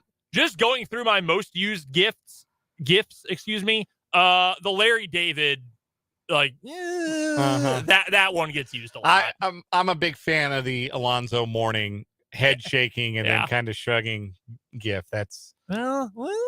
Yeah, that one's my favorite. Sometimes I wish I could find it in reverse. I do have one that is saved on my phone. It's kind of outdated now, but it was from Cavaliers Celtics playoff series, and it was Ty Lue looking like he was completely lost in space and had no idea where he was, with Brad Stevens superimposed over him actually coaching, and like he was having a nightmare about Brad Stevens. Very funny. Also very outdated now. Yeah. I'm just going through the ones on my phone. Oh, no. All right, I'll pull this one up. I don't know if it's going to show up on the YouTube feed at all if I put it in front of the camera. Now I'm the old one. It's this Jeopardy contestant. Oh, the Jeopardy gift, yeah. Yeah, he didn't know what to answer for Final Jeopardy, so he just put, what? Yeah, I use that one a lot, too. That one gets a lot of run. That's a good story. I saw that one, and then I pulled back on it because I found a story from Louisville from our good friends at Wave TV. Shout out to our guy, Andy, our superstar horse handicapper. A case of mistaken identity is the problem from Louisville last week, not with people, but with houses, and a mistake that led to thousands of dollars, in fact, almost $10,000 of repair costs for a homeowner. A property owner was surprised when he found 3 people on his roof tearing it off, even though he had never ordered any of that. The bizarre mix-up has led to a tense back and forth between him and the contractor. 1598 is the number in front of Danny Hayes' rental house. His neighbor at 1596 was supposed to have some roofing work done this past Tuesday. When tenants called to tell him that somebody was on the roof, he thought they might be hearing things from next door. So he comes around the corner from his house, and he finds the whole back half of the sheathing and shingles gone, all laying on the ground, spread out around the house. He saw 3 workers on his roof and told them, stop the work they're doing, even though the damage was already done. They had already removed half the roof. Oh, man. Hayes said, quote, fortunately, I have a contractor that I use for other jobs, and he was able to get over here and get the materials that night and on the next morning because there was a rainstorm coming in. It cost $9,991, just shy of $10K to fix the roof. Hayes said he was already planning to fix some minor damage, but not $10,000 worth. Now he just wants the contractor to foot the bill. He says, I'd just like him to pay it. That's all. It's a bill that somebody needs to pay. But after unsuccessfully calling the roofing and construction company twice, he finally got through to them last Monday, and he was told, our lawyer is going to call you. The TV station who reported this, WAVE, called the roofing company to find out what happened, and they said, oh, it was a mistake. It was our subcontractors. They just went to the wrong place. We contracted out that job. Well, somebody hired them, and somebody's got to pay the bill. The owner claims he gave them the right address. They just went to the wrong house. Hayes said, quote, I understand that mistakes happen, but simple things like knocking on the door would have helped. Let us know you're here. Introduce yourself or something. The contractor also said, well, at least we cleaned everything up and offered to replace the roof. Hayes said, no, they did not. And now he's out $10K, and somebody's got to foot the bill. Yeah, and that somebody's going to be that roofing company. I'll be at their front door every day until they cut me a check. Take my roof off. Vance on YouTube has a point that I thought of instantly when I saw this story. Yeah, 100%. The wrong home demolition. Our 2020 champion, yes, in fact. Which, granted, definitely worse than, like, you get your roof taken off. I'd be PO'd. Like, what the hell? Especially if it's going to rain the next day. But yeah, they tore down the wrong person's house. They tore the whole thing down. Yeah, they tore the entire house down. That's why it's in the rafters. Yeah, that one's in the Hall of Fame. I think the Facebook judge wins it. What is up with judges?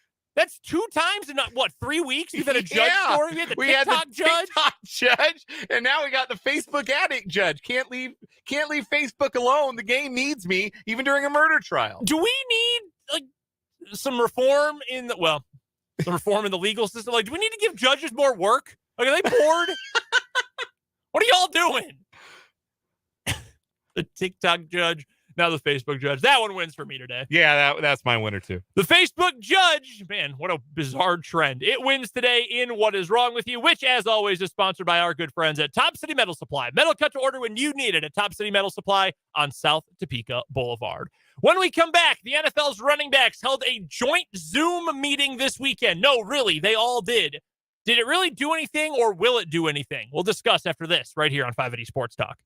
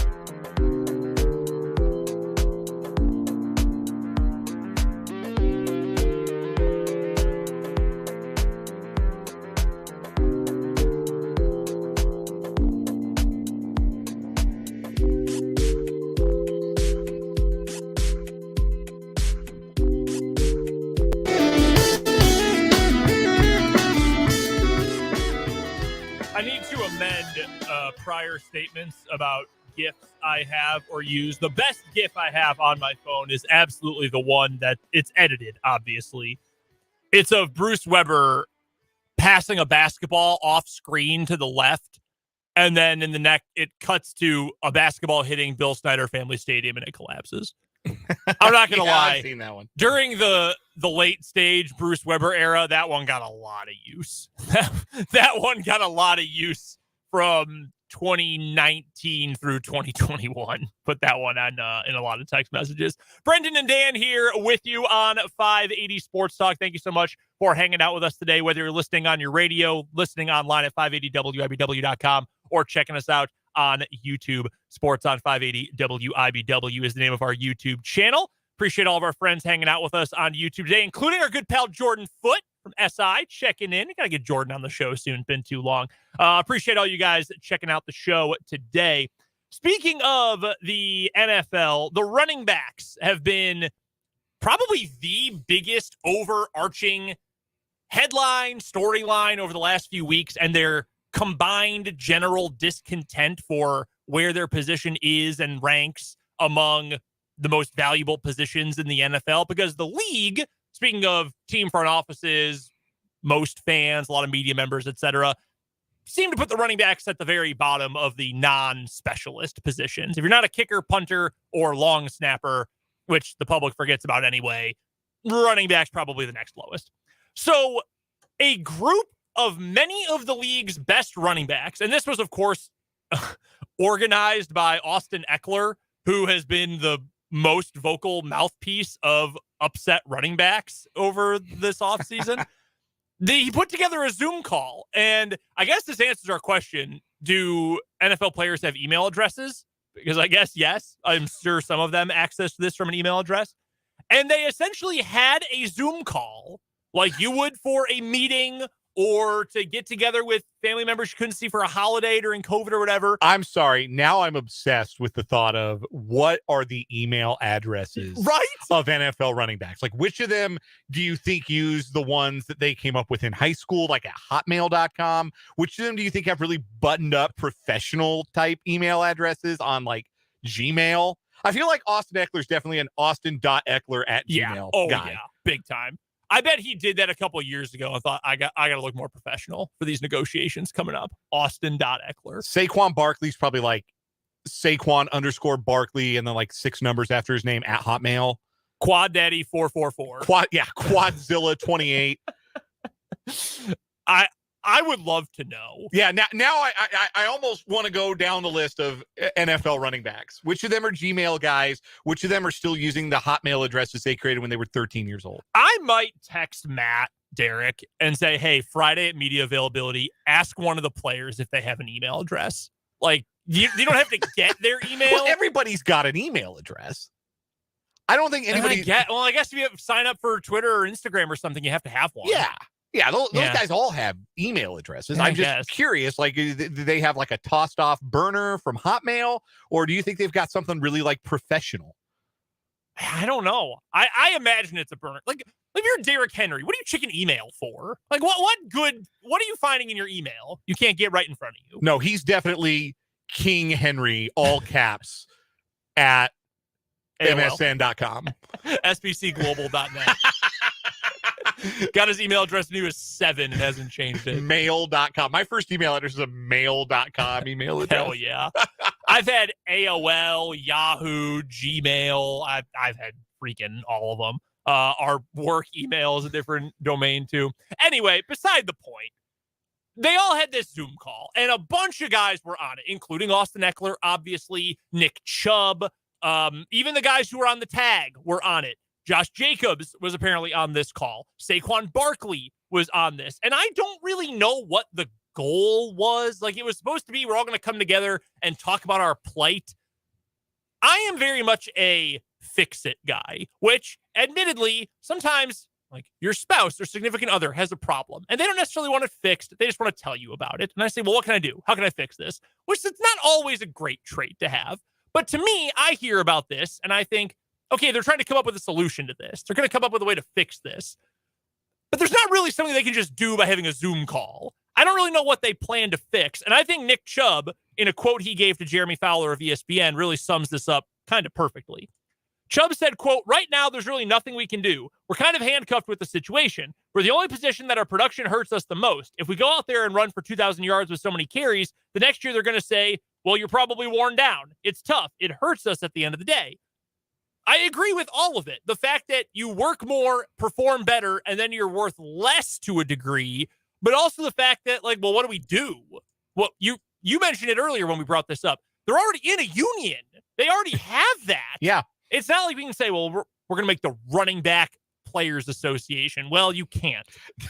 National Association of Running Backs. Yeah. The NARB. Like, you can't do that. So unless you all are going to come together on this call and agree, we're holding out. We're not showing up until we get some respect. But again, that's, I think, where Chubb, when he mentions we're handcuffed in this situation, well, you know what's going to happen? Like, if Isaiah Pacheco was a part of this, you know what's going to happen?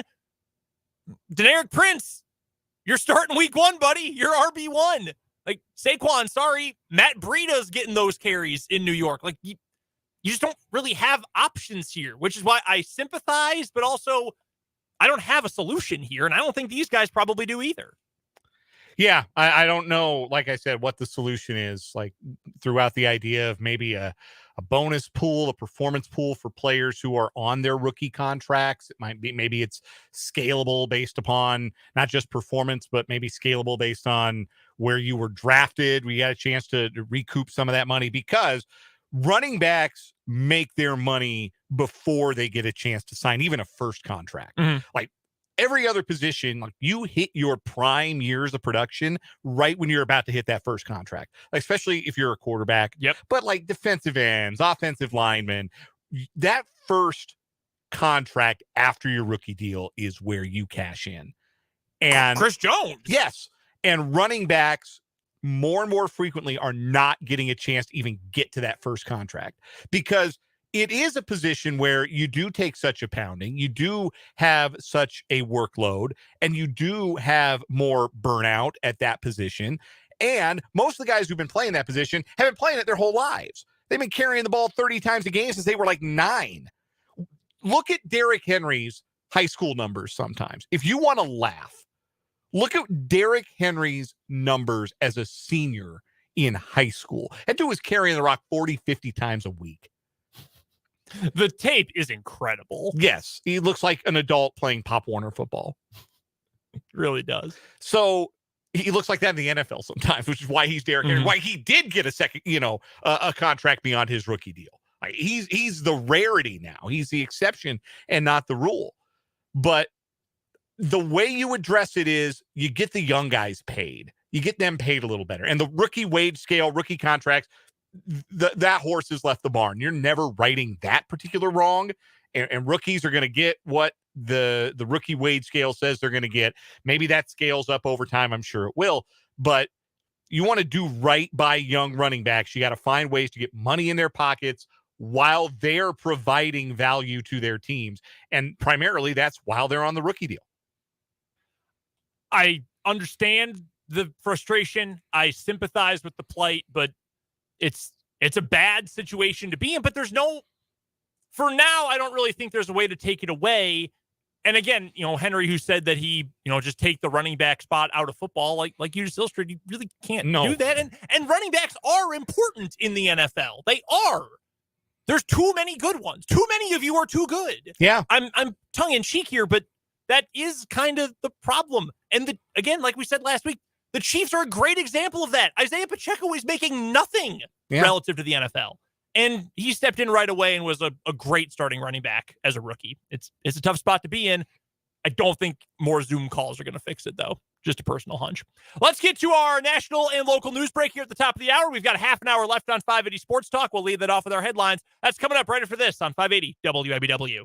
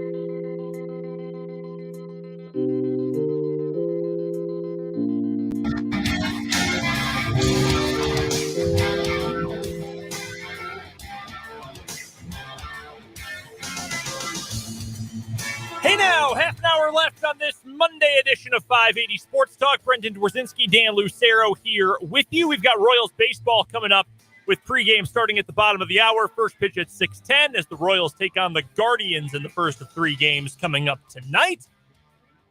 All the action, pregame, postgame, and the game itself can be heard right here on 580 WIBW.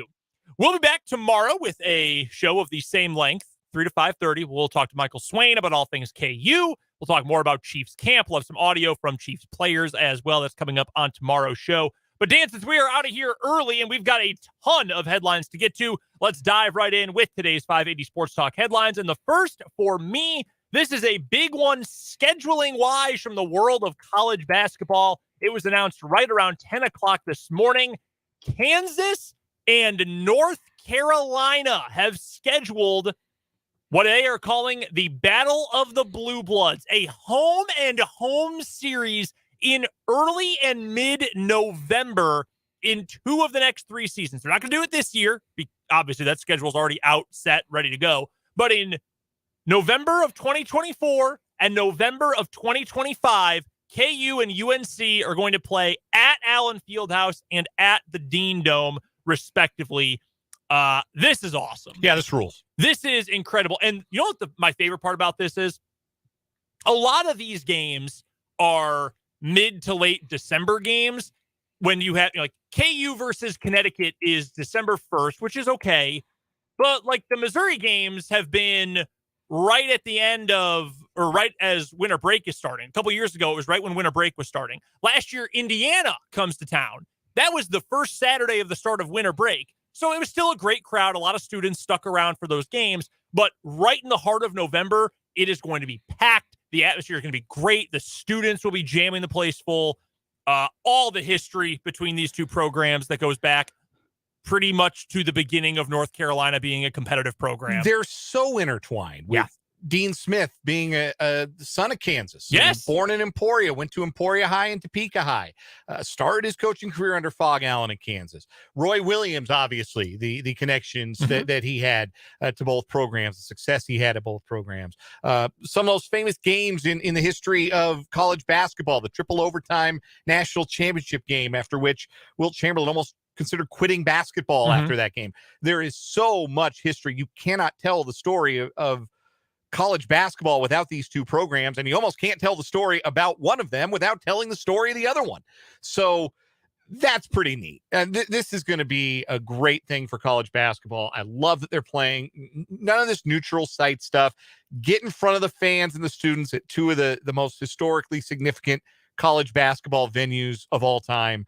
This is just awesome. This is really exciting. Bill Self gave a quote in KU's official statement about this. These will be 2 great games from programs whose rich histories are intertwined so much. It will be a special day in both Chapel Hill and Lawrence when we play, and I am looking forward to it. And I would imagine so. The KU athletics department also handed out some other notes about some important crossover between the 2 programs, and it goes beyond this too. But you mentioned Dean Smith, who won a national title at KU too. He was on the 1952 team that won the national championship. Roy Williams, obviously everything with Roy. Larry Brown, who won a national title with KU, he played at North Carolina. Yes, he did. And is the guy who recommended that they hire Roy Williams when he left. Fred Quartelbaum, Coach Q, who is the director of basketball ops for KU, he was an assistant for Matt Doherty at North Carolina. Brad Frederick is an assistant coach at North Carolina, whose dad played at KU and spent 14 years as KU's athletic director, Bob Frederick. And North Carolina head coach Hubert Davis once played against KU while he was at North Carolina in 1991. The KU notes point out that KU happened to win that game in the 1991 NCAA tournament in the Final Four. KU won that game 79-73. No, this is great. This is what I am glad that more schools are doing this. And I'm so glad that the school I care about the most schedules games like this constantly. And KU North Carolina, that's phenomenal. Just played for a national championship, all the intertwined history. UConn, Indiana, and Missouri this year. Missouri's different, obviously, but you get the gist of it. All these great matchups. There's a matchup with Arizona coming up in the near future. They've scheduled games with Gonzaga. I love it. It's awesome. And this is good for college basketball. And that environment November 8th at Allen Fieldhouse next year is going to be crazy. I imagine that's a Saturday. No. Oh, no. I'm sorry. I'm looking at the wrong month. Pardon me. Oh, that's a Friday. Is it really? That's a Friday. That sucks. Lame. But anyway, it's going to be cool no matter what. It'll be an awesome environment. 100%. First headline for me over the weekend in Royal Liverpool, Hoylake, we crowned an Open champion, Brian Harman, 36-year-old PGA Tour player who had not won a tournament since 2017 and only had 2 PGA Tour wins. To his credit in his career, didn't just win the Claret Jug. He dominated, starting with his bogey-free Friday round that gave him a 5-shot lead going into the weekend, and was never seriously challenged on his way to ended up being a 6-shot win. Harman shot 13 under, 271 for the tournament to win by 6 strokes over a group including Sepp Straka, Tom Kim, and Jason Day. It is the diminutive left-hander's first major championship and one of only 2 players in this century to win a Open championship by that many strokes, the others being Louis Oosthuizen and Tiger Woods. When you do what Tiger Woods did, you're in pretty good company if you can be mentioned in the same sentence. Mm-hmm. Harman went 59 for 60 on putts inside 10 feet. That is lethal. He only found the bunker 3 times in 72 holes. Absolutely dominated the tournament. Domination from stem to stern for the left-hander Brian Harman. He is the Open champion. The British press, not big fans of Brian Harman. As it turns out, they view hunting a little differently over there than they think we view it over here. Okay. So it came out Brian Harman's big hunter. So they jumped to some conclusions about Brian Harman, and boy, he must have a real fondness for guns, and they called him the butcher of Hoylake. I did hear he did an interview with ESPN where he said, no, I kind of like that. It is pretty badass. Yeah. That's a cool nickname. But no, very misunderstood. Harman's not a hunt for sport with guns guy. He's a eat what you kill, use what you kill with a bow and arrow guy. And yeah. So in fairness, I would have assumed otherwise too. Yeah, not sport hunting, not trophy hunting, just hunting for purpose. Yeah. Which I mean, they're very different things. Sure. And so there was a bit of that with the British press. Also, no one was rooting for him. There were boos when he stepped to the first tee on Sunday. Obviously, Rory McIlroy was in contention. Tommy Fleetwood was in contention. A local guy from Liverpool, not far away from grew up not far away from the course. Mm-hmm. So there was a lot of sentiment that they didn't want to see this career journeyman come and dominate the Open championship. They wanted to see a local guy or an Englishman win it. And Harman said later on, if they wanted me to play badly, they should have been nice to me. Bit of an assassin, Brian Harman, as it turns out. Now he's a major champion. I mean, Brits are used to losing on our soil, so we figured we'd go beat them on their soil for once. I get it. No, I mean, that's an awesome achievement for a guy who, what is he, 36? 36. Yeah, had never won a major before, which is obviously awesome. Did you feel some kinship with him as a lefty? Listen, huge week for Southpaw golfers. The alternate event for the PGA Tour, was it Barracuda Championship? Akshay Bhatia, 21-year-old Southpaw winner for the first time in his career. First time, I got to imagine it's first time maybe in recorded history that 2 left-handers have won major golf tournaments in the same weekend. I did not know the PGA ran a simultaneous event. Yeah, they run a lot of alternate events during major weekends. Or weekends where things are being contested overseas. Like last week they had an alternate event when a lot of their guys were playing the Scottish. I guess I knew that part. So there was an alternate event. They go by the Stableford system at the Barracuda, so it's like the high score is good because you get points for scoring well on holes. They run the Stableford system. Yeah, it's a whole thing. But, so it's the same. Like you play the same way, you just score it differently? You play the same way, yeah, exactly. Okay. So you get a certain amount of points for par, certain amount of points for birdie, points for eagle, and you lose points for bogeys, double bogeys, and such. What's the point of having 2 systems? Just to be different.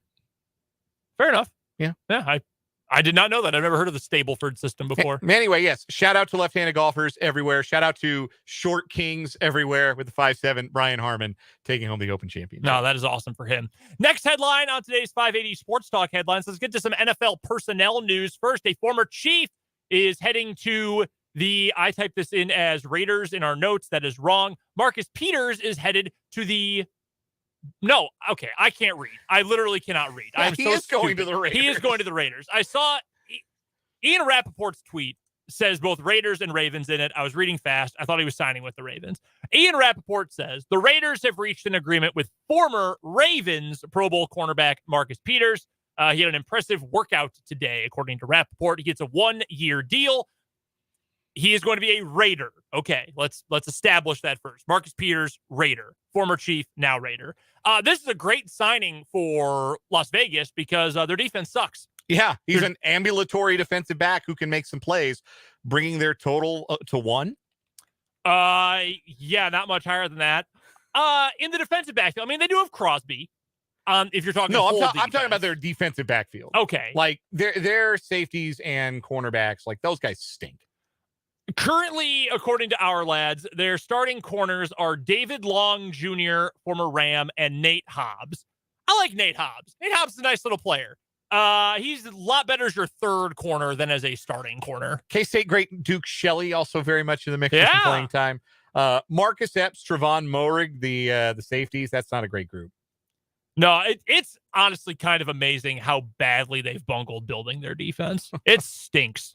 And just up and down the roster, it stinks. I guess Chandler Jones is still there, too. Marcus Epps, last seen as barbecue chicken in the Super Bowl.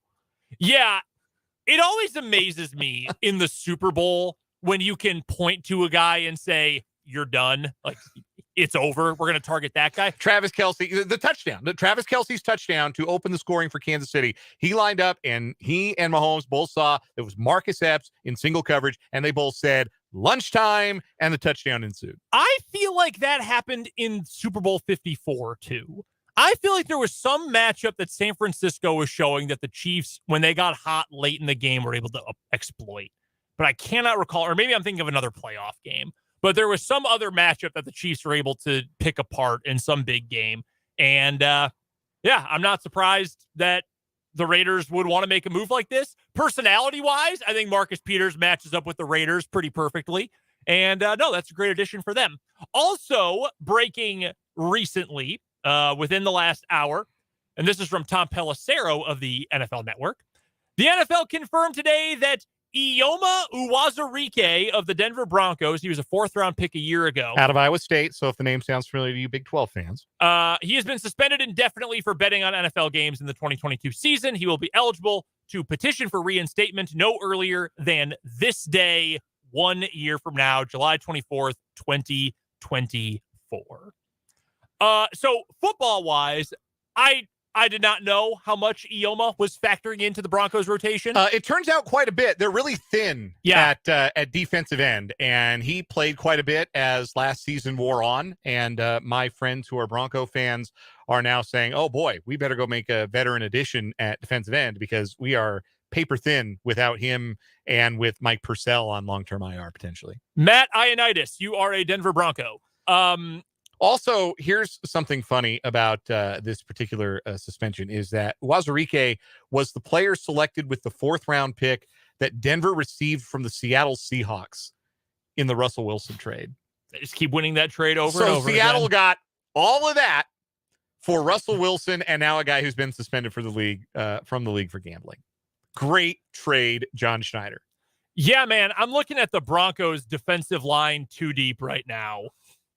Ugh. They spent a lot of money, too much money, to get Zach Allen, who is a good player. Yeah. Not as good as what they're paying him, but he's a good player. I like Baron Browning.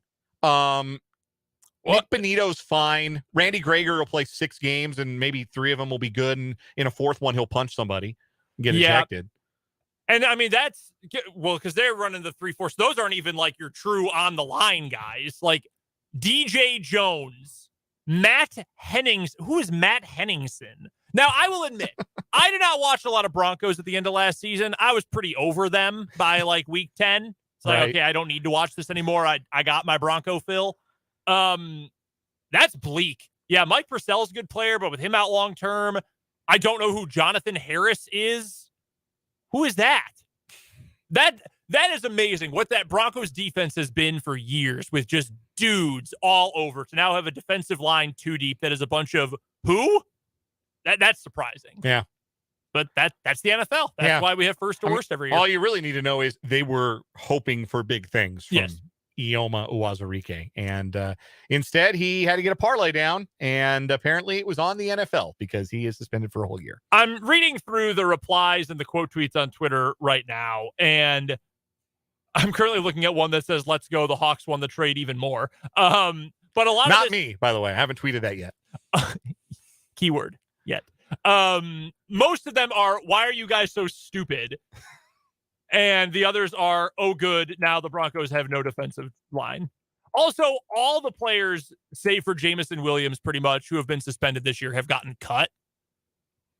Yeah. We'll see. The Broncos, honestly, that's so thin. They have so few prospects near and long term. They might have to keep him. Yeah, they really might. Yeah. Bleak day for the Denver Broncos. More NFL news as we continue on our 580 Sports Talk headlines. We alluded to both of these injury tidbits earlier in the show, but Buffalo Bills running back Nyheim Hines is set to miss the entire 2023 season after he was hit by another jet skier while on a jet ski. Awful. Apparently Apparently suffered serious but non-life-threatening injuries, including a knee injury that is severe enough to keep him out for the entirety of 2023.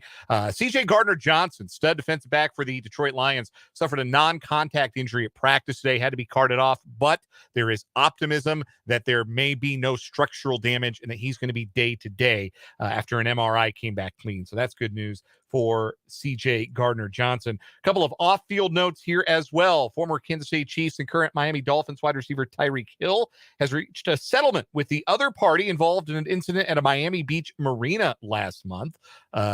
Hill slapped a guy over $200, I think was kind of the gist of it. There was a disagreement and Hill hit somebody, and that apparently has been resolved to the satisfaction of both parties before veterans have to return and report to training camp for the Dolphins. Also, we have more details on Vikings rookie wide receiver Jordan Addison driving 140 miles per hour in a 55 mile per hour zone when he was pulled over just after 3 a.m. on I-94 Thursday night. He says it was because his dog was having an emergency at home, and that was the reason for his speed. Apparently, that is what he told officers. The story from Kevin Seifert of ESPN notes, Addison issued a public apology a day later saying he made a mistake and used poor judgment. He also promised not to repeat the behavior, but did not say anything about his dog's emergency. Listen. My dog is in trouble. I'm gonna race to that hospital too. Also, I think it's something I would probably come up with if I got pulled over doing 140 and a 55. Yeah. I don't know. Like, why not 80 even? Like, I'm not buying it. Yeah, I'm gonna need to see the vet bill.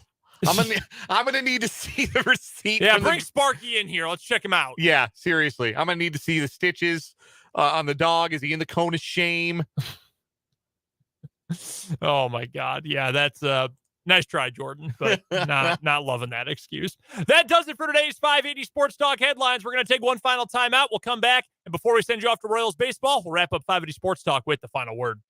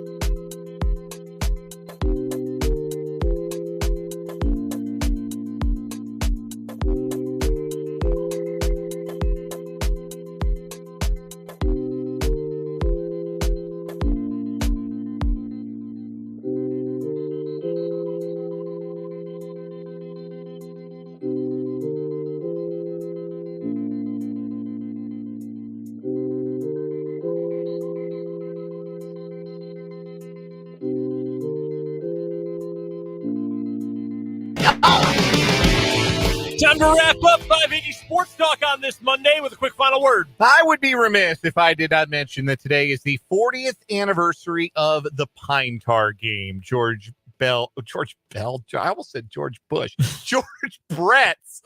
famous home run off of Goose Gossage in the ninth inning that was overturned due to a excess of pine tar on Brett's bat, which of course was later protested, held up, and the Royals won the replay. The replay, by the way, was a total farce. Billy Martin, the Yankees manager at the time, the fun fact, when they replayed the game from the point of the home run, Martin disrespected the replaying of it so much he put Ron Guidry in the outfield.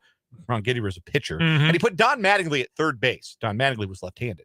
So, yes, Billy Martin handled it with the emotional maturity that you would expect from Billy Martin. But anyway, it's a famous moment in Royals history, and it deserves a mention. 40 years since George Brett's Pine Tar game.